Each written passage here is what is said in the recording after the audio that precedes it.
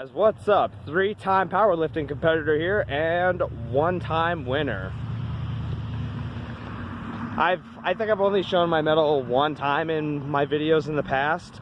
I've shown it in pictures and whatnot, but here's the thing. The reason that I introduce those credentials, and I usually don't, is that this video, it's a blend of DMs I've gotten and a blend of the conversation that I recently had with my brother, and it really made me think hard about things. And here's the reality.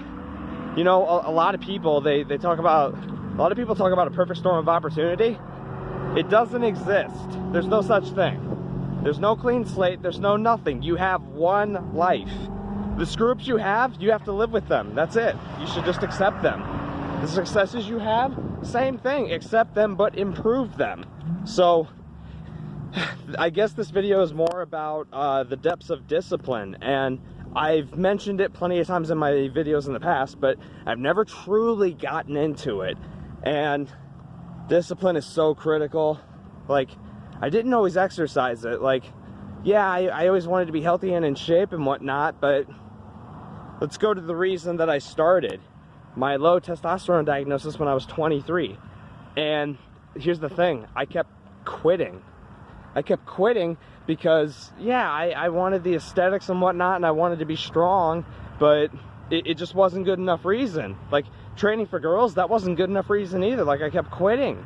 But what made me stay consistent was that I decided to beat it into my brain. I really needed it in there. I just wanted it to be instinctual, like a first nature or a second nature.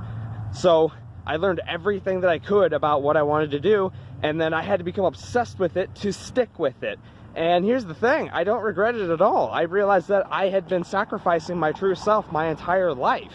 So, with that, I ended up competing because once I realized that, you know, I had to be obsessed with it to stick with it, I fell in love with it. I legit fell in love with it. It was something that I no longer had to do. It's something that I get to do and love to do. So I competed for the first time just because I wanted to see if I had it in me. And not only that, but I wanted to feel like I was just more than an average gym goer, you know? So the most important part of this, it's not the discipline from, you know, going through 3 competitions or even 1 or any competitions at all. It's the discipline of the reality. It hit me so hard. I wasted my 20s. Your 20s are so essential. Like, 20s are your molding years. That's where you take advantage. That's where you realize what you're going to do with the rest of your life. Well, for most of us anyway. I didn't go to college. And I spent 10 years doing basically nothing. I don't really count my competitions.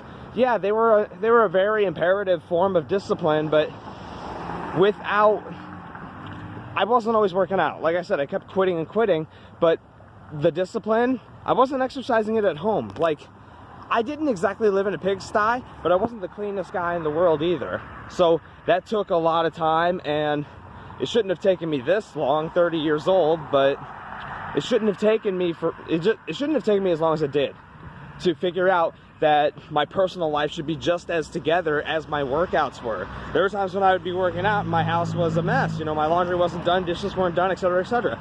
We can't live like that. Discipline must be all around to truly be successful. And there were plenty of times when, you know, we got kicked out of places. We came home to a dark house because we couldn't afford to pay the utility bill because we were lazy. Or we couldn't afford it, whichever one. Like, now, I don't just have the success of competing. I also have the success of the reality that even 6 years ago, I was living in Waterloo. I was living in Waterloo, which is, you know, it's not that far away. So, it's not that far away, but what else is it? It's cheaper. Almost anywhere in Waterloo is cheaper than anywhere in Cedar Falls. So, the funny thing is, I couldn't afford to move to Cedar Falls as badly as I wanted to. And what am I doing now? I'm living in Cedar Falls. But that's just it. like, I realized I had to work harder at work. I had to create a demand for me to be on the clock. So I put in more at work, I put in more at home, and that was all because I put in more in the gym. So I had to realize that I had to exercise the discipline of training everywhere else, not just eating and training. So my successes really started to branch out, and now I'm paying double to live here, and in my present living situation, I'm paying double to live here than I was in Waterloo. Comes with the trade, guys. Like, the more you put into it, the more you get back.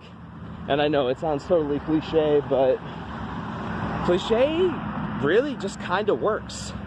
It depends on how you apply it, though. You have to beat it into your system. It's a 24/7 thing. It's a lifestyle. This is how you have to spend every day. It takes a while. And I'm sincerely living, breathing proof.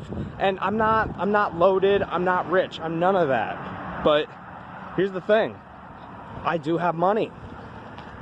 Right now, I'm sitting on a pretty decent fortune. Right now,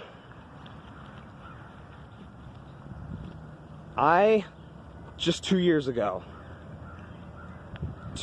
guys, I couldn't save a penny to my name. 2 years ago. This is $7,000. $7,000 I have to my name, not including what is on my debit card. I have $7,000 to my name, and just a couple of years ago, I couldn't save a penny to save my life.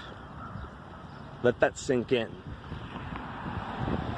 The success is branching out everywhere because I wanted it to. I never thought I would consistently upload to YouTube. That wasn't my goal. But uploading to YouTube, I feel like I'm reaching more people, so that's why I do this. The discipline is so critical. I mean, just think about it. I just told you guys that I could barely afford to live in Waterloo. And now I'm living in a place that requires basically more than double my rent and utilities.